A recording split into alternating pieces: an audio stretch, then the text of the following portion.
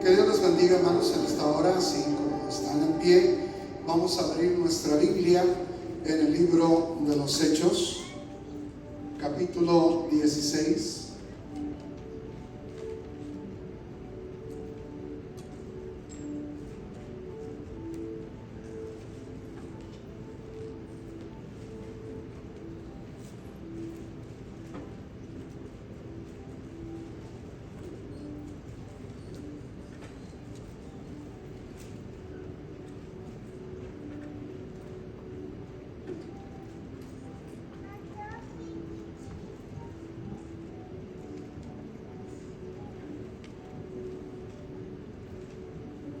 Hechos de los Apóstoles, capítulo 16, versículo 25 al versículo 31.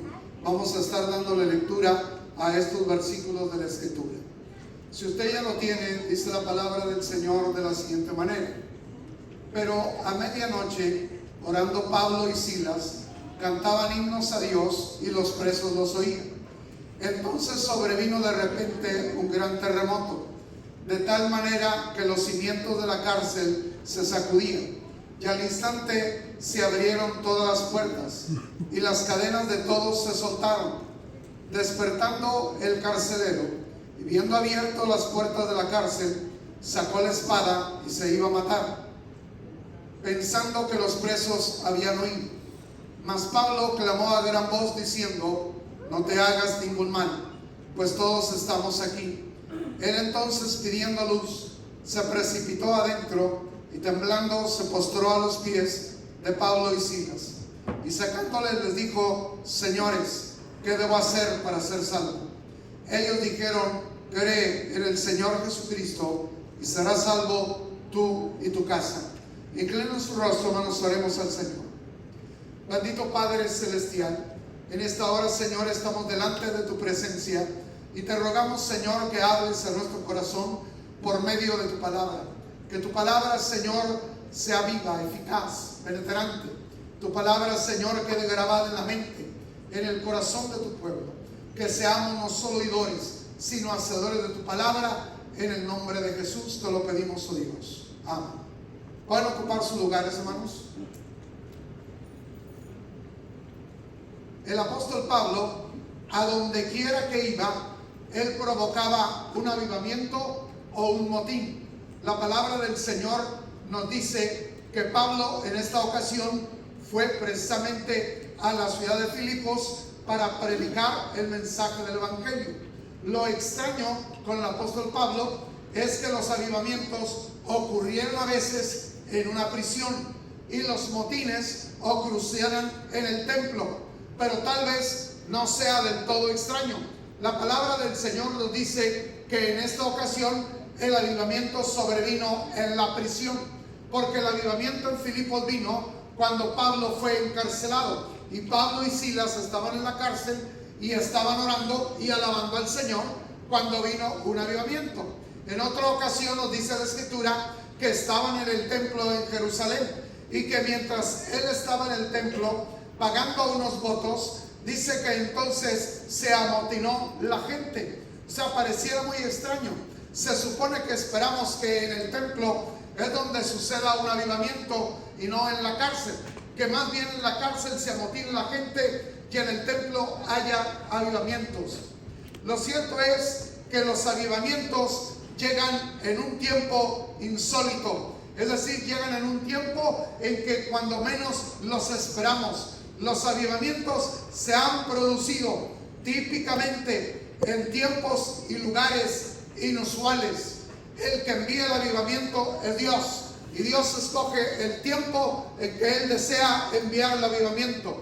Dios escoge el lugar donde Él desea enviar el avivamiento. Nosotros queremos reducir a Dios al templo, que solamente Dios se manifieste en el templo, que solamente el avivamiento venga en el templo, pero Dios está en todo lugar y en todas partes, y en cualquier parte Él puede manifestar su poder, Él puede manifestar su gloria, Él puede traer un avivamiento en el lugar y en el tiempo en que Él desee. Dios no está limitado a un lugar, Dios no está limitado a un tiempo. Nosotros solamente oramos y le pedimos a Dios por un avivamiento, pero Él es el que decide, Dios, cuándo lo envía y dónde lo envía.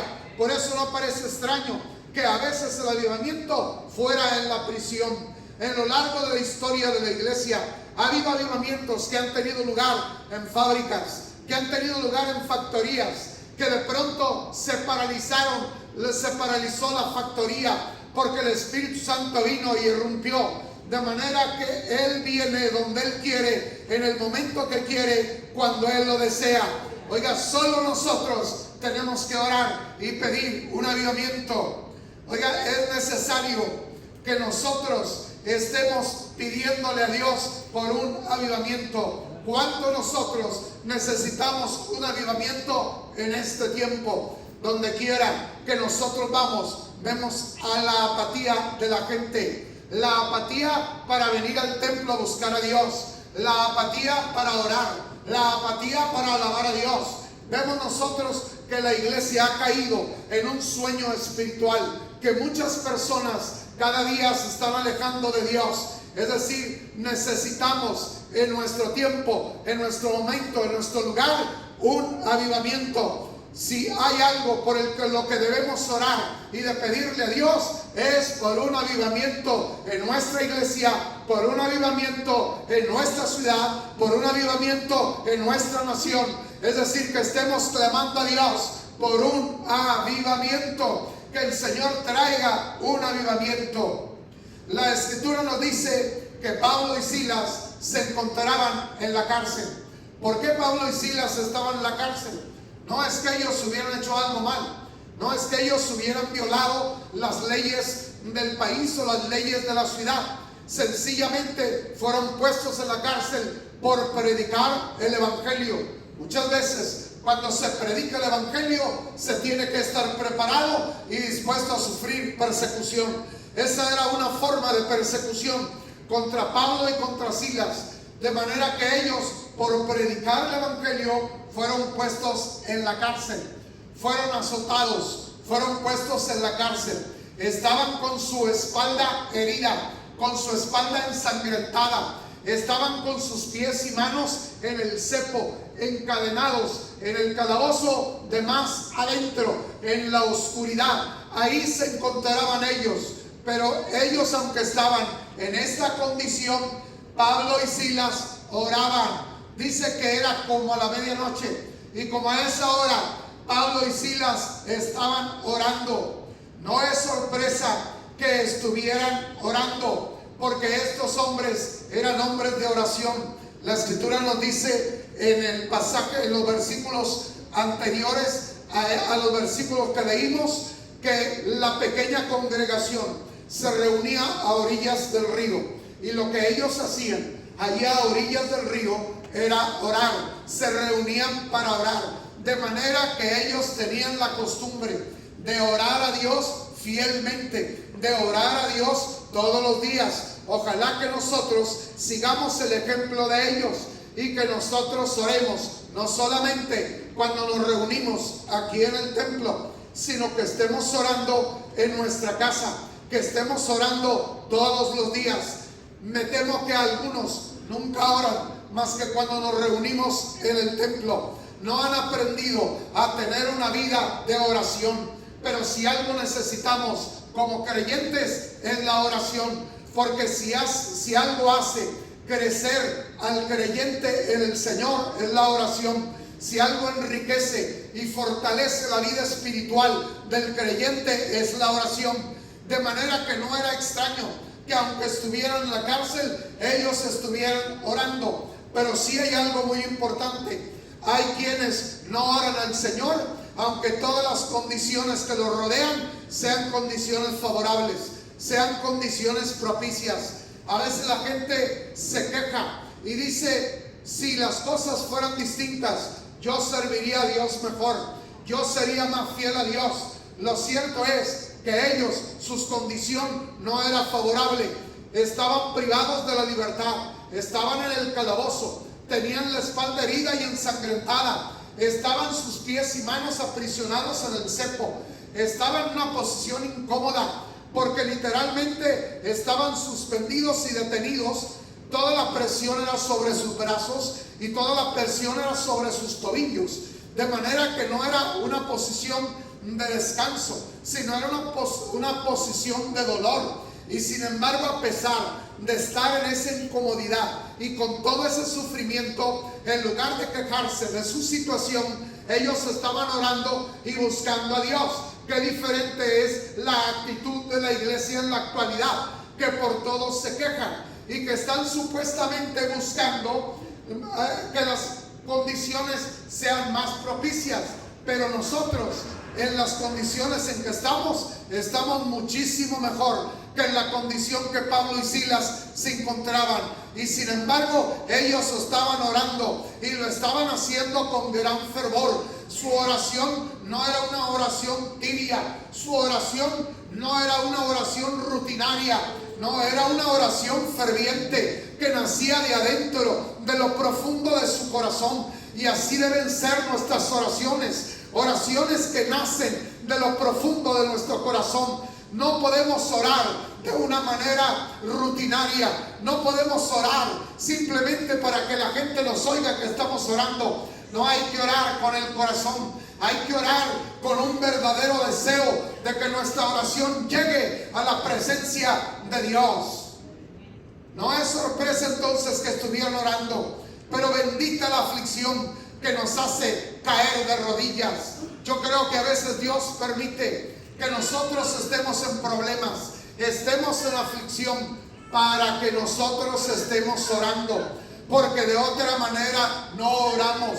Hay algunos que solamente la única manera de orar es cuando están en problemas, es cuando están enfermos, o cuando hay problemas en su familia, o cuando han perdido su trabajo. Entonces oran a Dios y le piden a Dios la ayuda, pero no han cultivado una verdadera comunión con Dios a través de la oración, a través del hábito diario de la oración. Si algo el creyente tiene que aprender es cultivar el hábito diario de orar a Dios, el hábito diario de entrar en comunión con Dios cada día a través de la oración.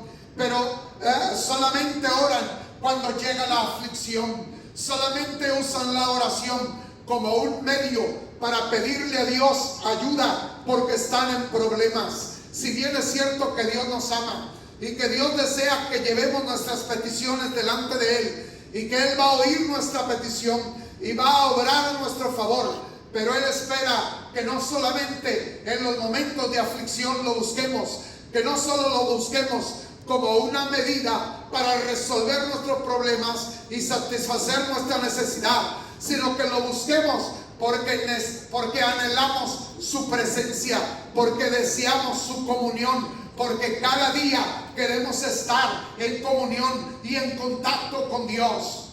Por estos hombres oraban antes de que se presentaran los problemas. Hermanos, si algo tiene que aprender el creyente es a orar siempre, siempre, todos los días, antes de que se presenten los problemas. Cuando nosotros oramos y aprendemos a orar antes de que se presenten los problemas, cuando es la vida normal del creyente de estar orando diariamente y estar en comunión con Dios, entonces será mucho más fácil orar a Dios y llevarle nuestras peticiones y necesidades. Será más fácil presentarle a Él el problema que tenemos para que Él venga en nuestra ayuda, porque esa es nuestra manera continua de estar ante la presencia de Dios. Es decir, no estamos ante su presencia a través de la oración solo porque estamos en necesidad, sino estamos ante su presencia porque nosotros anhelamos continuamente tener comunión con Dios. Estos hombres eran hombres de oración. La Escritura nos dice que ellos iban al río todos los días para orar, se reunían a la orilla del río para orar.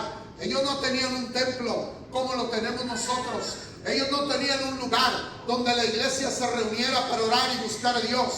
En esta ciudad todavía ni siquiera apenas empezaban a recibir el mensaje del Evangelio, de manera que los pocos que se congregaban iban al templo, se reunían a orillas del río, y allí era el lugar de adoración, era el lugar de buscar a Dios. Hermanos, para buscar a Dios no se requiere de un sitio exclusivo, se requiere de deseo en el corazón, que deseemos nosotros orar, que deseemos buscar a Dios, que deseemos estar en comunión con Dios. Oiga, porque en cualquier parte podemos buscarlo con todo el corazón, y Dios puede manifestarse en cualquier lugar donde nosotros con sinceridad busquemos a Dios. De manera que ellos oraban antes de que se presentaran los problemas.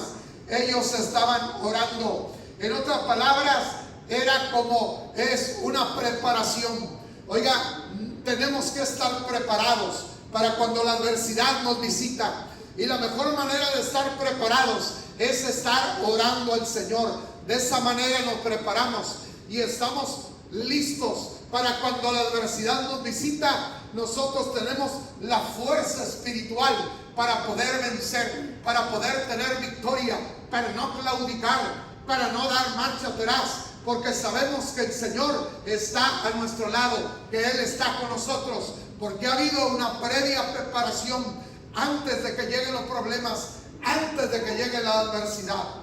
Se cuenta de una fábula, se cuenta en una fábula acerca de un jabalí, que estaba un jabalí en el campo, y los jabalíes tienen unos colmillos muy largos y afilados, y él estaba en ese momento golpeando sus colmillos contra una piedra. Lo que estaba haciendo era afilar sus colmillos, que estuvieran bien afilados sus colmillos. Esos son defensa para ellos, y es la manera en que ellos pueden defenderse.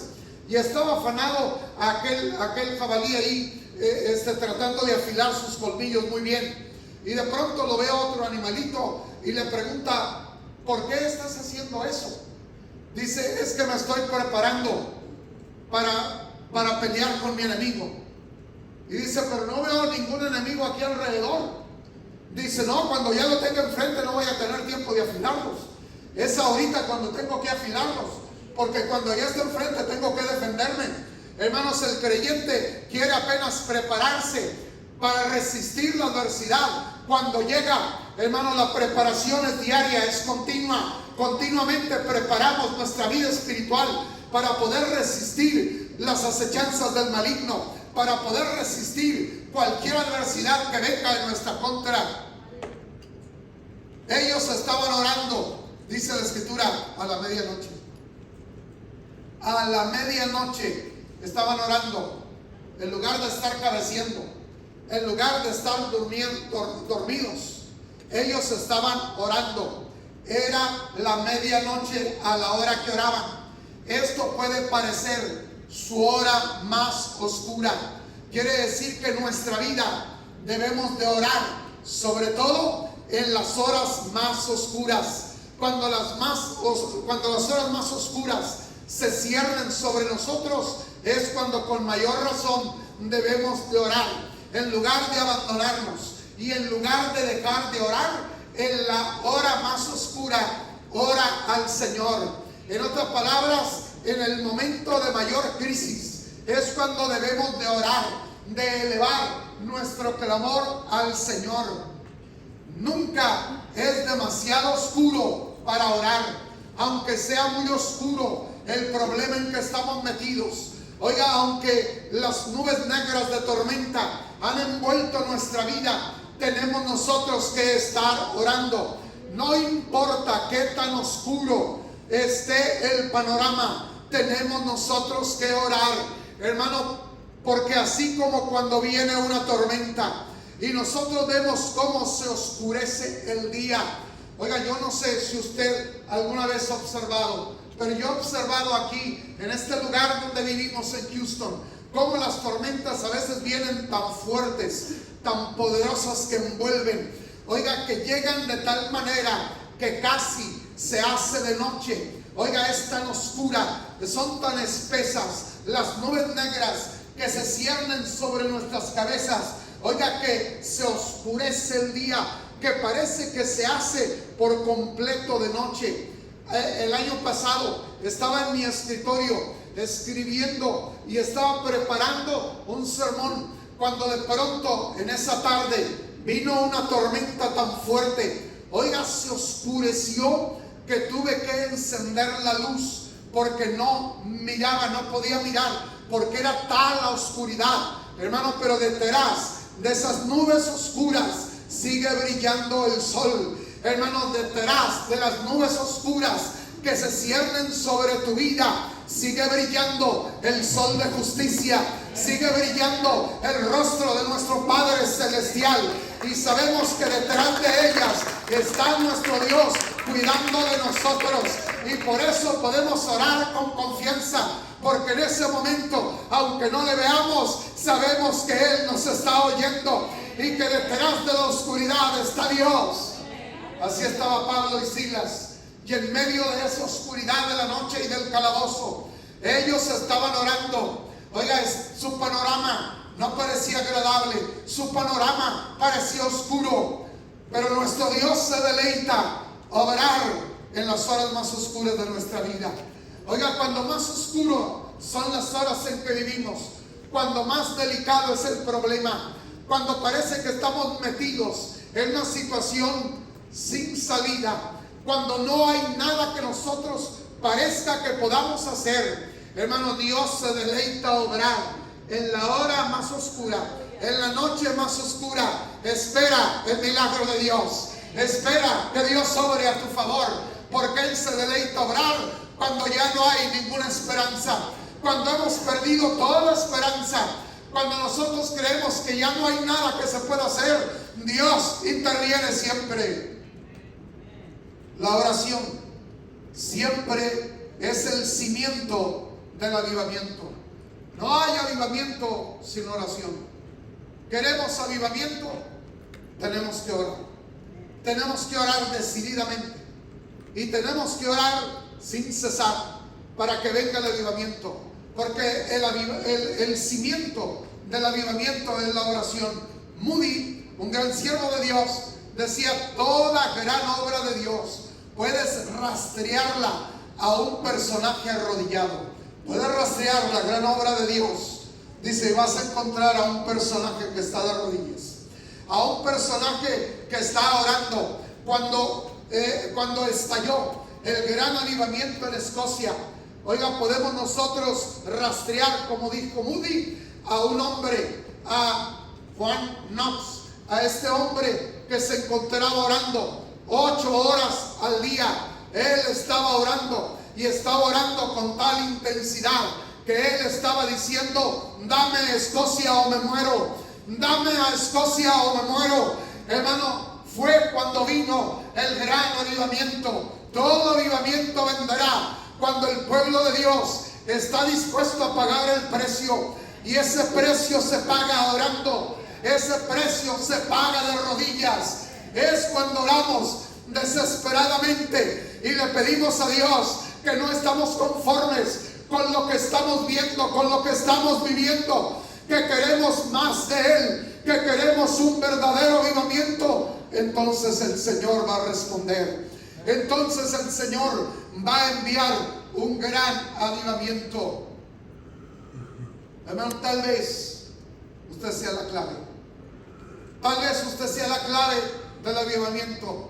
El que usted esté decidido a orar, el que diga: no se va a pasar un día sin que yo esté orando al Señor, sin que yo esté clamando delante del Señor.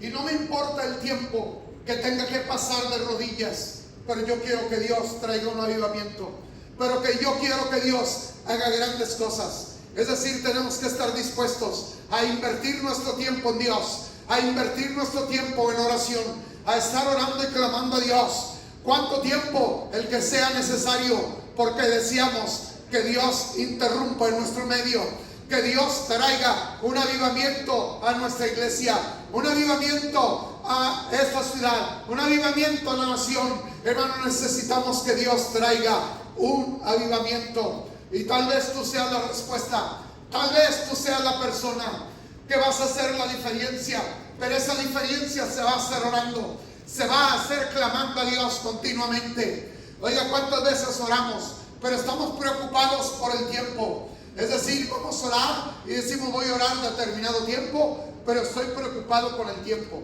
En otras palabras, ya será la hora que yo propuse orar, ya será el tiempo que yo me propuse estar orando. Hermano, abandónate en los brazos del Señor, abandónate en la presencia del Señor. No estés pensando en el tiempo, sino como decía Jacob, no te dejaré si no me bendices. En otras palabras, estuvo dispuesto a pasar toda una noche con Dios, y eso marcó la diferencia en la vida de Jacob. Por eso Dios transformó la vida de este hombre, y esa vida quedó marcada de aquel encuentro que tuvo aquella noche con Dios. Oiga, que ese encuentro con Dios marque nuestro cristianismo, marque nuestra vida, que salgamos marcados de la presencia de Dios, porque esperamos hasta que Dios nos visitó, hasta que Dios sobró, hasta que podemos ver la gloria de Dios sobrando. Hermano, necesitamos orar, clamar a Dios por un avivamiento. Ellos oraron, sin duda alguna, específicamente. Cuando tú oras al Señor, tienes que ser específico. ¿Cuántas oraciones de nosotros son oraciones vagas, completamente vagas, que en realidad son muchas palabras y no estamos realmente diciendo nada? Cuando oramos tenemos que ser específicos para pedirle a Dios específicamente qué es lo que queremos que Dios haga, qué es lo que queremos que Dios obra.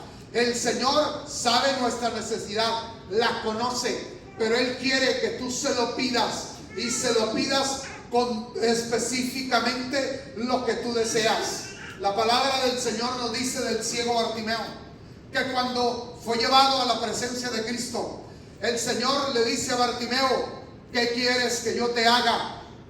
Era obvia su necesidad. Obviamente que lo que él quería era que Dios hiciera un milagro, que abriera sus ojos, que le diera su vista, porque él estaba ciego. Pero el Señor le pregunta, ¿qué quieres que yo te haga? ¿Qué es lo que tú deseas? Él había estado clamando, por eso Cristo lo llamó a su presencia. Pero él había estado clamando, ten misericordia de mí, hijo de David.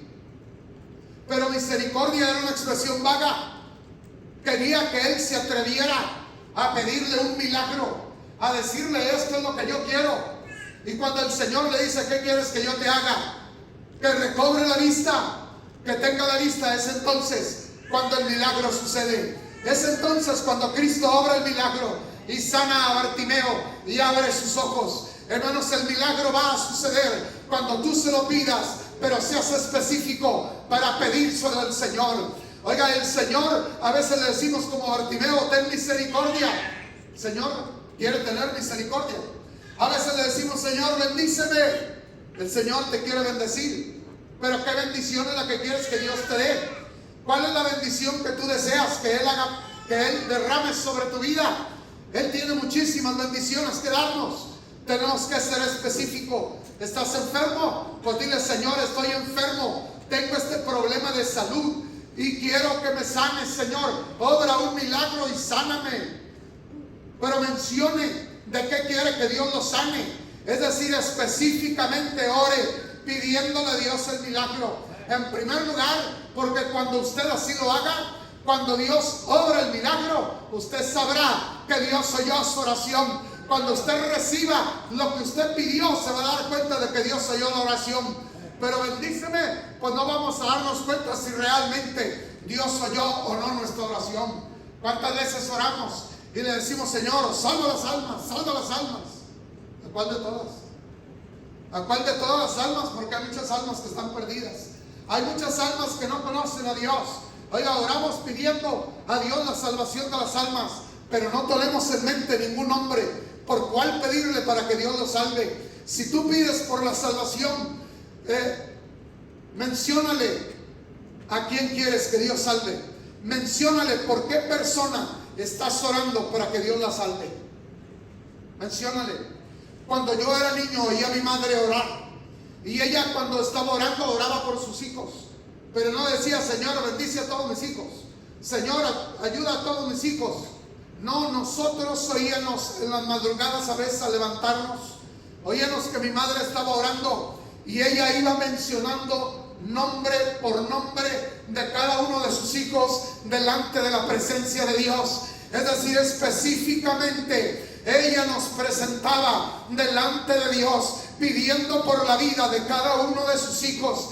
Cuando pidas por tus hijos, también presenta delante de Dios a tus hijos, nombre por nombre, pidiendo por ellos lo que tú deseas que Dios haga. Hermano, tienes que ser específico y decirle a Dios: este es el milagro que yo pido. Oiga, porque al mismo tiempo, al hacerlo, demostramos la fe que tenemos en que Él tiene el poder de resolver nuestra necesidad, de suplirla, de resolver el problema, de obrar el milagro. En otras palabras, cuando lo hacemos así, yo creo que tú tienes poder para hacerlo, y estoy confiando y esperando que lo vas a hacer. Estoy esperando ese milagro. Hermano, por eso ore de esa manera, por eso clame a Dios de esa manera, de una manera específica. Hermanos, dice la Escritura que no solamente estaban orando, dice, estaban cantando himnos a Dios, oraban y cantaban himnos a Dios. Cantaban himnos a Dios. La oración no es extraña. El milagro es la alabanza. El milagro es la alabanza. Oiga, estos dos tenían un culto, pero poderosísimo. Oiga, a veces sabemos muchísimos en el culto, pero oiga, no creo que se compare con el culto que sostenían ahí en la prisión. Oiga, porque Pablo y Silas eran nada más dos, y esos dos estaban teniendo un culto de oración y de alabanza. Oiga, ¿y qué culto estaban teniendo? Y después les digo por qué estaban teniendo un culto, pero un culto maravilloso, a oscuras, en la prisión, en una posición incómoda, pero ellos estaban teniendo un culto de oración y de alabanza extraordinario. Como decía, el milagro es la alabanza. Tenían muchas razones que los podían haber sentirse deprimidos. Muchas razones por qué ellos se sintieran deprimidos. Oiga, hay veces que la gente viene al culto y al ver su semblante, su rostro, pues vinieron, como decimos, por inercia. Vinieron por costumbre. Vinieron por hábito, porque es día de ir a la iglesia. Pero no se ve ese gozo y ese regocijo. Y a veces hasta pueden decir: oh, pastor, es que usted no sabe cómo vengo. O es que usted no sabe lo que me ha pasado. Es que usted no sabe cómo ando. Estoy bien deprimido. Estoy deprimido por todo lo que ha pasado. Si alguien tenía razón de estar deprimido, eran estos dos. Era Pablo y Silas. Tenían mucha razón de haber dado lugar a la depresión, a sentirse deprimidos y no sentir deseo de orar, ni de cantar, ni de nada. Y le voy a decir por qué. Le voy a decir por qué. Habían obedecido al llamado de Macedonia. Dice que mientras ellos buscaban la dirección del Espíritu Santo para ver a qué lugar los llevaría para ministrar la palabra del Señor, dice que Pablo tuvo un sueño y vio en visión a un varón macedonio que estaba de pie y le decía: pasa Macedonia y ayúdanos. De inmediato lo tomó como el llamado de Dios a Macedonia para ir a predicar.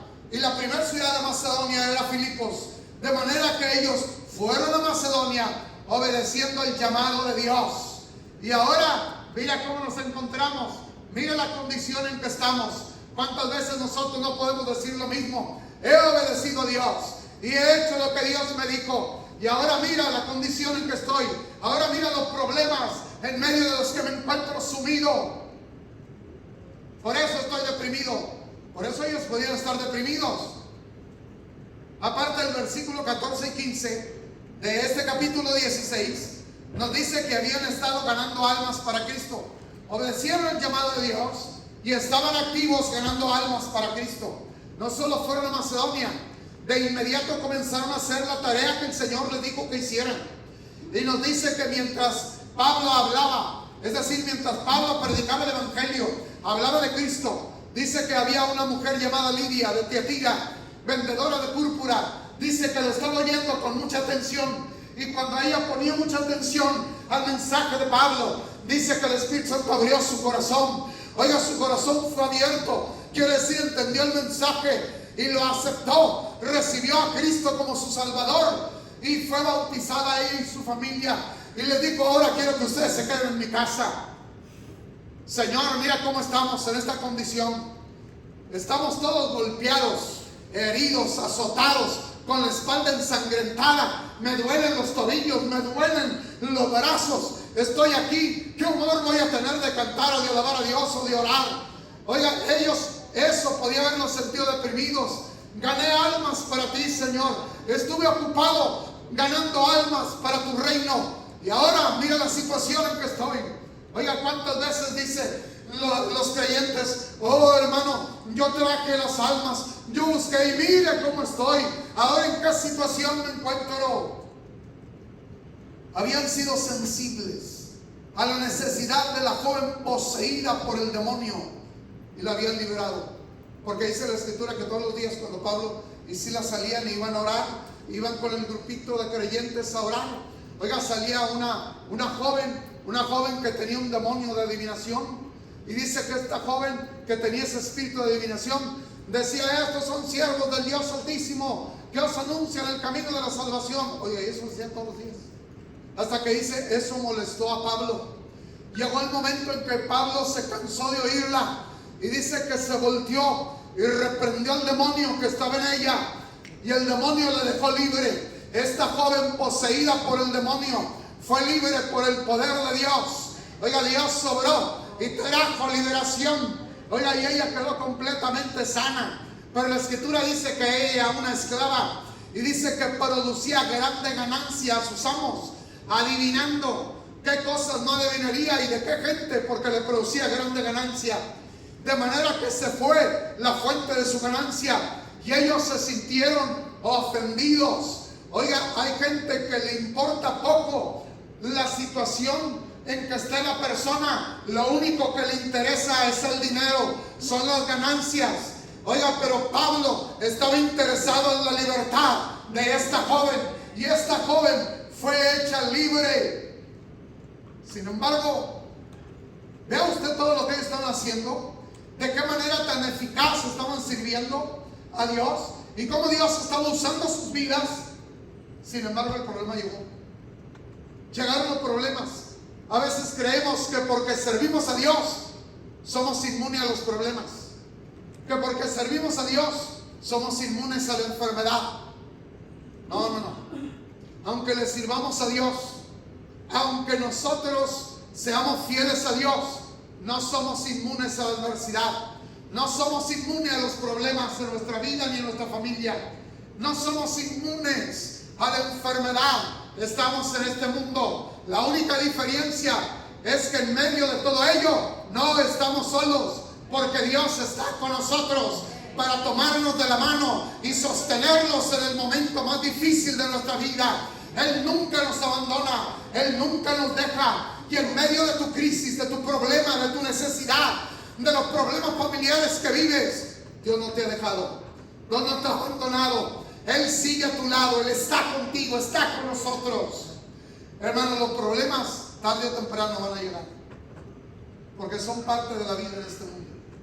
Vivimos en un mundo caído y estamos en un cuerpo que día tras día se deteriora y que día tras día se va manifestando la edad que tú tienes.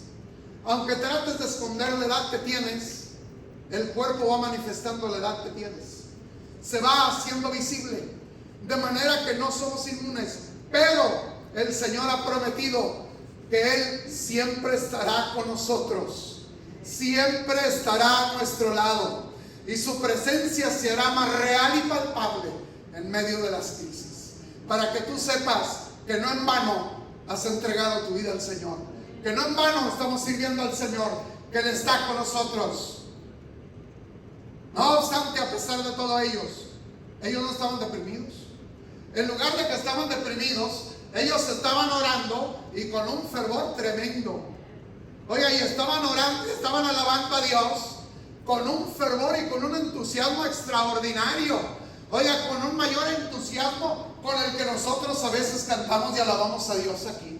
Oiga, ya estaban alabando a Dios. Oiga, porque hay veces que nosotros como que queremos ver miles para sentir que estamos cantando bien gozosos, porque hay miles. No, estos eran dos, pero estos dos estaban cantando con un gozo extraordinario, con un fervor extraordinario, estaban alabando a Dios. Oiga, yo quisiera que así como Pablo y Silas en el calabozo oraban y alababan a Dios, así la congregación, cuando nos reunimos, esté orando y alabando a Dios con el mismo fervor que ellos, con el mismo entusiasmo y gozo que ellos. Que cuando cante, cante con gozo, alabando al Señor con gozo. Oiga, no, que a veces parece que venimos a un espectáculo donde estamos viendo a la banda tocar y cantar alabanzas y nosotros les aplaudimos cuando termina la alabanza. Hermanos, no hemos venido a ver a una banda cantar, no hemos venido a un espectáculo musical, hemos venido para alabar al Señor. La banda solamente nos ayuda y nos guía para que nosotros alabemos a Dios, pero cada uno tiene que alzar su voz, cada uno tiene que unirse a la alabanza, cada uno tiene que unirse para cantar. Oiga, ellos están dirigiendo, están guiándonos en la alabanza, pero nosotros tenemos que entrar a la alabanza. Tenemos que meternos en ese río de alabanza, en ese río de adoración, porque principalmente hemos venido para alabar a Dios, hemos venido para adorar a Dios. El Padre busca verdaderos adoradores que le adoren en espíritu y en verdad.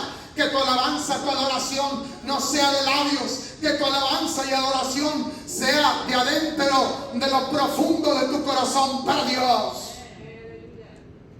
Hermanos, tenemos que alabarle con todo nuestro corazón. Oiga, hemos venido para adorar al Señor con todas las fuerzas de nuestro ser. Estarle alabando, estar adorando al Señor. Oiga, pero qué triste es que vengamos y a veces no estamos dispuestos a cantar, no estamos dispuestos a orar, a alabar al Señor, ni tampoco oír el mensaje. Estamos a veces distraídos con nuestro celular. Oiga, está ahí el celular y nosotros estamos metidos ahí en lugar de estar metidos con Dios en la alabanza, metidos con el Señor en la adoración. Oiga, muchas veces no se alaba a Dios porque se centra. Oiga, quiero decir, alabar a Dios porque ellos se centraron en el poder de Dios. Se centraron en el poder de Dios. Estaban en una situación muy seria y no sabían qué es lo que iba a pasar el siguiente día o qué iba a pasar más adelante, pero sin embargo ellos se centraron en el poder de Dios, no se centraron en sus problemas. Esa es la razón por qué nosotros estamos deprimidos.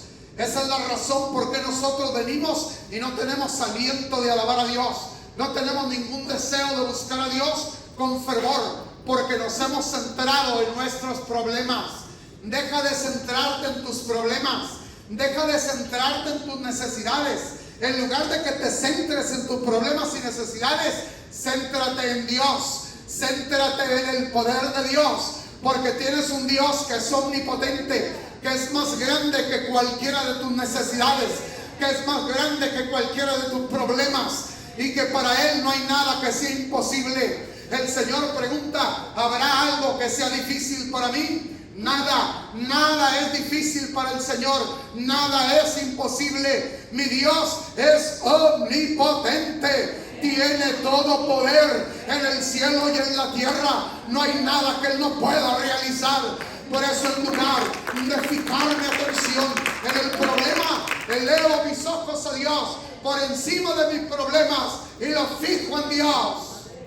Hermano, alza tu rostro, levanta tu rostro, deja de estar viendo tus problemas que no son nada para nuestro Dios. Levanta tu rostro y fíjalos en el rostro del Señor, y cuando tú lo veas a Él, entonces vas a tener la fortaleza, el ánimo, el poder para seguir adelante, y aquello no te molestará más. Dejarás de estar deprimido. Oiga, porque al contemplar el rostro y la hermosura de nuestro Dios, viene a ser que su gozo fluya en nosotros y nos dé la fortaleza para seguir adelante. Creyeron que Dios los libraría. Si algo tienes que creer es que Dios te libre, que Dios es nuestro libertador, que Él es el que rompe y destruye las cadenas. Dice el profeta Isaías: el yugo se pudrirá bajo la unción del Espíritu de Dios. El yugo que tienes sobre ti se pudre. El yugo que tienes sobre ti se pudre. Las cadenas que te esclavizan se pudren. Las cadenas son destruidas por la unción del Espíritu. Hermanos, es el Espíritu de Dios cuando viene, que viene a traer libertad. Es el Espíritu de Dios que rompe y destruye las cadenas. Se identificaron con Jesús, con los azotes, las tinieblas, las heridas, y ellos siguieron buscando al Señor. Oiga, qué tremendo valor tiene la alabanza y tiene el canto. Qué tremendo valor tiene el canto, tiene la alabanza, tiene la oración. Oiga, estas dos cosas, podemos decirle que la alabanza y la oración son como dos alas. Son las dos alas del cristiano, que cuando el cristiano las usa, se eleva a la presencia de Dios, se eleva a la presencia de nuestro Señor. Oiga, cuando ellos estaban orando y cantando, entonces dice la Escritura que de pronto hubo un terremoto. Por eso les digo, tenían un culto, pero un culto bien prendido. Oiga, un culto con la manifestación poderosa de nuestro Dios. Porque mientras ellos oraban y cantaban, dice la cárcel tembló. Oiga, un terremoto sacudió la cárcel de una manera tan poderosa que dice la Escritura, se abrieron las puertas de la cárcel. Todas las puertas de todos los calabozos, todas las puertas se abrieron, quedaron completamente abiertas. Y no solo se abrieron, dice, las cadenas de todos los presos se soltaron. A eso se le llama libertad. Y esa libertad solo la produce el Espíritu de Dios cuando le alabamos, cuando oramos, cuando clamamos a Dios. Entonces Él desciende y lo que hace es que Él sacude nuestra vida de manera que caiga todo lo que nos está afectando, que caiga todo lo que se libre nuestra vida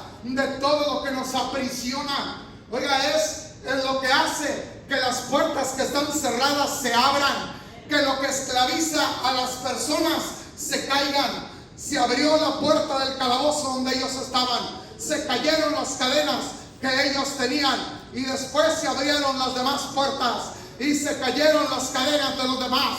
El Señor viene y irrumpe nuestra vida, nos libra a nosotros y se proyecta a la sociedad, se proyecta a las personas que nos rodean, y comienzan también ellos a experimentar el poder de Dios trayendo libertad sobre sus vidas. Eso es lo que nosotros necesitamos, un avivamiento de tal naturaleza que obre en nuestra vida y traiga tal libertad que se proyecte a la vida de otras personas, para que aquellas personas también sean libres, también haya libre. Dice la Escritura que cuando esto sucedió, el carcelero se despertó espantado, y cuando vio que todo se abrió, cuando vio que todo lo que había sucedido, el carcelero sacó su espada para matarse. Dice, no hay alternativa, quiso quitarse la vida. Pero sorprendentemente, de adentro, Pablo le grita y le dice, no te hagas ningún daño, porque todos estamos aquí. Entonces pidió luz el carcelero, y dice que entonces fue corriendo con Pablo. Fue corriendo ahí con Pablo. Se acercó a Pablo, y cuando se acercó a él, le hizo una pregunta. Le hizo la pregunta más importante que un ser humano puede hacerse. Señores, ¿qué debo hacer para ser salvo? ¿Cuándo comprendió este hombre que ellos conocían el camino de la salvación?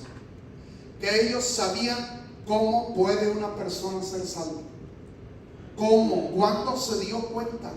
¿En qué momento él se enteró? Todo lo que sucedió, los oía cantar, porque los oía orar, porque los presos lo estaban oyendo orar y lo estaban oyendo cantar. Y de pronto sucede eso. Quiere decir, su oración y su canto atrajo la presencia del Dios vivo, que casi tumba la cárcel encima de ellos, que se abren las puertas y se sueltan todas las cadenas. Estos hombres son hombres de Dios, y sin duda alguna estos hombres deben de conocer el camino de la salvación. ¿Qué quiere decir? Hacía tiempo que sin duda alguna él pensaba cómo un hombre podrá justificarse delante del Dios vivo, cómo un hombre podrá ser salvo. Y entonces le dijo: señores, ¿qué debo hacer para ser salvo? Pero él pensaba que podía hacer algo. Pablo le da la única respuesta que hay para esta pregunta: cree en el Señor Jesucristo y serás salvo tú y tu casa. Cree en el Señor Jesucristo y serás salvo tú y tu casa. Es una sola pregunta que es la más importante de la vida. No hay otra pregunta que se le iguale en importancia, porque de la respuesta a esta pregunta depende nuestro destino eterno: o vida eterna o condenación eterna. Y solamente a esta pregunta hay una sola respuesta: cree en el Señor Jesucristo y serás salvo. Es la única manera de ser salvo, es la única manera de tener salvación. Si tú todavía no has conocido a Cristo, yo te invito para que en este momento abras tu corazón a Cristo, por la fe lo recibas como tu Salvador y le pidas a Él perdón de tus pecados, lo invites para que venga a morar en tu corazón.